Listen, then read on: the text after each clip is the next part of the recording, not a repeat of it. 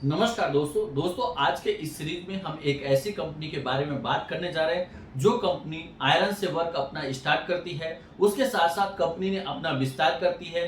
Zinc, lead, aluminium, copper इन सभी क्षेत्रों में अच्छा काम करती है और इंडिया की देखा जाए तो लीडिंग कंपनी बनती है। उसके बाद यह कंपनी एनर्जी सेक्टर में भी काम करना चालू करती है और अब यह कंपनी देखा जाए तो सेमीकंडक्टर क्षेत्र में भी काम करने जा रही है।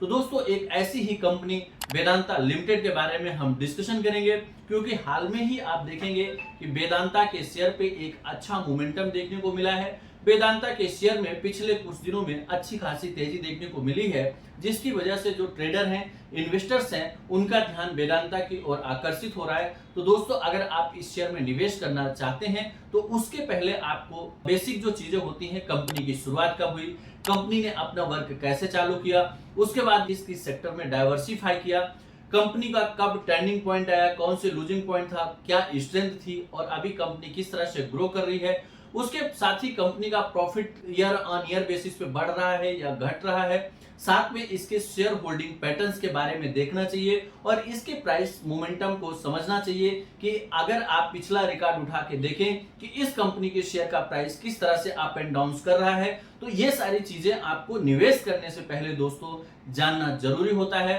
तो इसी सीरीज में आज हम डिस्कशन करेंगे वेदांता लिमिटेड के बारे में और हर एक चीज आपको बताएंगे। आपको किसी अदर प्लेटफॉर्म पे जाने की जरूरत नहीं पड़ेगी, यहीं पे सारी चीजें आपको अवेलेबल होगी। तो दोस्तों अगर इस कंपनी की बात करें तो इस कंपनी की शुरुआत सन 1954 में एज अ स्टारलाइट इंडस्ट्री के रूप में की गई थी। दोस्तों जब इसकी शुरुआत की गई तो एक या छोटी सी माइनिंग के कंपनी के रूप में की गई थी और शुरुआती दौर में यह जिंक बनाने का काम करती थी और एक छोटा माइनिंग कंपनी था। लेकिन दोस्तों धीरे धीरे कंपनी ने अपना विस्तार चालू किया और दौर आता है 1990 से 2000 के बीच में। उस समय आप देखेंगे लिबरलाइजेशन की पॉलिसी गवर्नमेंट लेके आती है। अनिल अग्रवाल जी थे और अनिल अग्रवाल जी ने कंपनी को काफी अच्छे मुकाम पे लेके गए। उस दरमियान देखा जाए तो अनिल अग्रवाल ने अपने कारोबार को अलग अलग सेगमेंट में डाइवर्सिफाई किया, अलग अलग तरह की कंपनियों को एक्वायर किया, उन पे अधिग्रहण किया, जहां जैसा उनको लगा उन्होंने अपना विस्तार किया और कंपनी एक मुकाम पे पहुंचती है। दोस्तों अगर हम बात करें सन 1995 में मद्रास एल्युमिनियम कंपनी का अधिग्रहण करती है। यानी अगर स्टारलाइट इंडस्ट्री लिमिटेड को देखा जाए तो यह मद्रास एल्युमिनियम का अधिग्रहण करती है और वहीं पे दौर आता है 2001 का। तो दोस्तों 2001 में यह कंपनी भारत एल्युमिनियम का भी अधिग्रहण करती है और इस अधिग्रहण के साथ साथ अगर आप देखें तो यह जो स्टारलाइट इंडस्ट्री है यह भारत की लीडिंग कंपनी हो गई, यानी कि लीडिंग एल्युमिनियम प्रोडक्शन वाली कंपनी हो गई।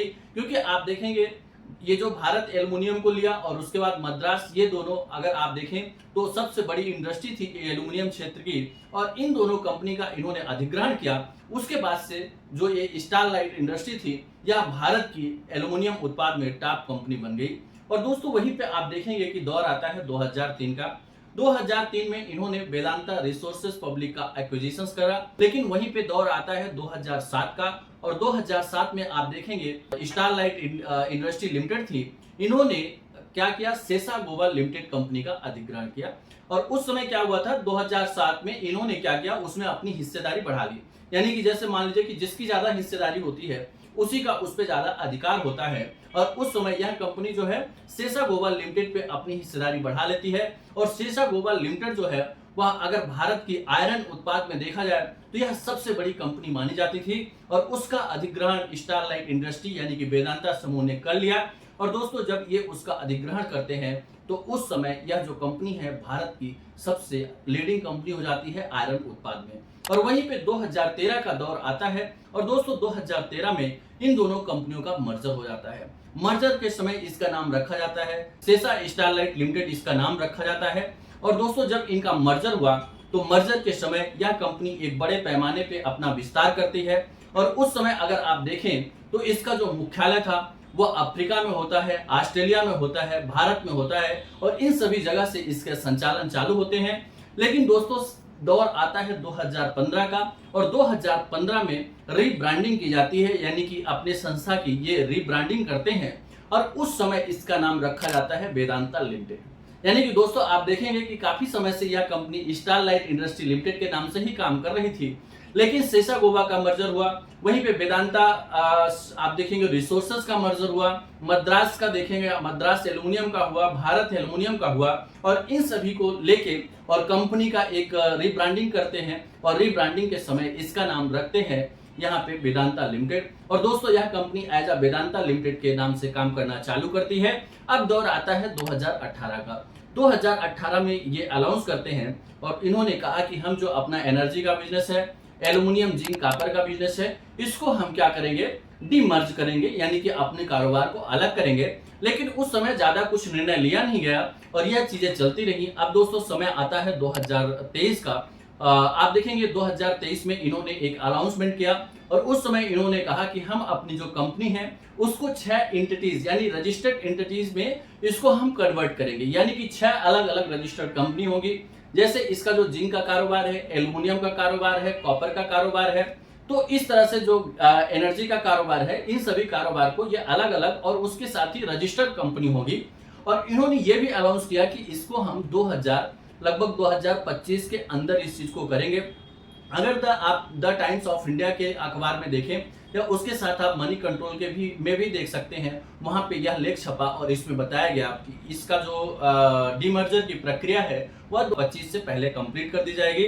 और आप देखेंगे कि उसके बाद एक बड़ी न्यूज सामने निकल के आती है और उस न्यूज में निकल के आता है कि यह सेमीकंडक्टर के क्षेत्र में भी कारोबार करेंगे। दोस्तों अगर हम बात करें वेदांता लिमिटेड के शेयर के प्राइस की, तो आप देखेंगे 1 जनवरी 1999 को इसके शेयर का प्राइस 3 रुपए 46 पैसे था। और वहीं पे आप देखेंगे कि लगभग 2002 में इसके शेयर का प्राइस घट जाता है और घट के 1 रुपए 21 पैसे हो जाता है। लेकिन आप यहाँ पे देखेंगे कि 2005 में इसके शेयर का प्राइस पहुंच जाता है आपका 24 रुपए। आप देखेंगे कि एक बड़ी यहाँ पे बड़ा मर्जर हुआ था। यहाँ पे आपका वेदांता रिसोर्सेज पब्लिक के साथ इनका जो है मर्जर हुआ और उसके बाद आप देखेंगे कि इसमें अच्छा खासा सुधार देखने को मिला।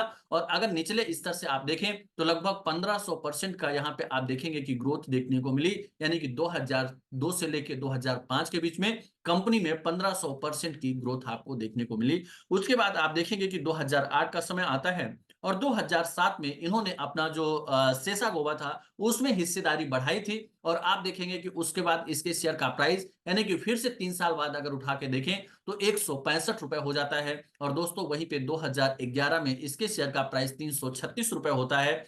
लेकिन 2014 में इनके शेयर का प्राइस कम हो जाता है, 200 रुपए हो जाता है। लेकिन इन्होंने 2015 में रीब्रांडिंग की और उसके बाद इसके शेयर का प्राइस 238 रुपए चला जाता है। लेकिन दोस्तों बीच में इन्वायरमेंटल कुछ इश्यूज की वजह से इनका जो कारोबार था वह डाउन होने लगा था। और उसके बाद आप देखेंगे कि ये दौर आता है 2020 का और 2020 में इनके शेयर का प्राइस 155 रुपए हो जाता है। लेकिन वहीं पे अगर फिर से 3 साल बाद देखें तो लगभग 20 जनवरी 2023 को इनके शेयर का प्राइस 330 रुपए पहुंच जाता है। और अगर आप 13 अप्रैल 2024 का डेटा उठा के देखें तो इनके शेयर का प्राइस 272 रुपए 95 पैसे हो जाता है, यानी कि आप देखेंगे कि यहाँ पे एक अच्छी खासी आपको ग्रोथ देखने को मिली। वहीं पे इस कंपनी के अगर मार्केट कैप की बात करें तो आप देखेंगे कि 1,38,333 करोड़ रुपए का इनका मार्केट कैप है। दोस्तों अगर यहाँ पे शेयर होल्डिंग पैटर्न की बात करें तो प्रमोटर्स की होल्डिंग 63% की यहाँ पे दिखा रहा है और वहीं पे पब्लिक की होल्डिंग 17% और डीआईआई की 11%, एफआईआई की 7.74% है। वहीं पे अदर्स की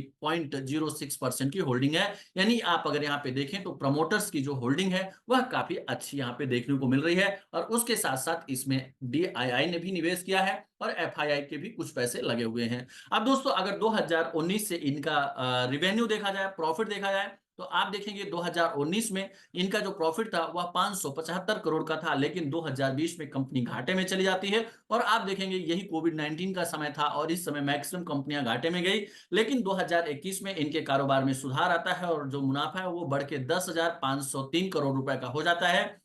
और यहीं पे 2022 में 17,245 करोड़ रुपए का इनका मुनाफा होता है। और आप देखेंगे 2023 में यह मुनाफा और बढ़ता है और 27,356 करोड़ रुपए का कंपनी का मुनाफा हो जाता है। तो दोस्तों आप देखेंगे कि कंपनी के अगर इसमें मुनाफा देखा जाए तो एक अच्छी खासी ग्रोथ देखने को मिली है। तो दोस्तों आप देखेंगे कि जो वेदांता समूह है यह काफी अच्छा अभी ग्रो कर रहा है, अपने बिजनेस को डाइवर्सिफाई कर रहा है, अलग अलग क्षेत्र में अपनी पकड़ बनाने की का काम कर रहा है, क्योंकि सारे बिजनेस इनके एक साथ हैं। तो ये अपने जो हर एक एंटिटीज है उनको अलग करके और अपने आप को एक एक कंपनी पे, जैसे कि आप देखेंगे एल्यूमिनियम का काम है तो उसकी एक अलग कंपनी बना के और उस पे फोकस करना चाह रहे हैं। इसी तरह से हर क्षेत्र में ये अपने आप को फोकस कर रहे हैं। तो दोस्तों यहाँ पे मैंने आपको आपके सामने सारी चीजें रख दी हैं। अब आपको ये डिसाइड करना है कि हमें इस कंपनी के शेयर पे निवेश करना चाहिए या नहीं करना चाहिए। और दोस्तों अगर आप निवेश करना चाहते हैं और आपके पास डीमेट अकाउंट नहीं है तो डिस्क्रिप्शन में अकाउंट ओपनिंग लिंक है, वहां पे जाके आप अपना डीमेट अकाउंट ओपन कर सकते हैं।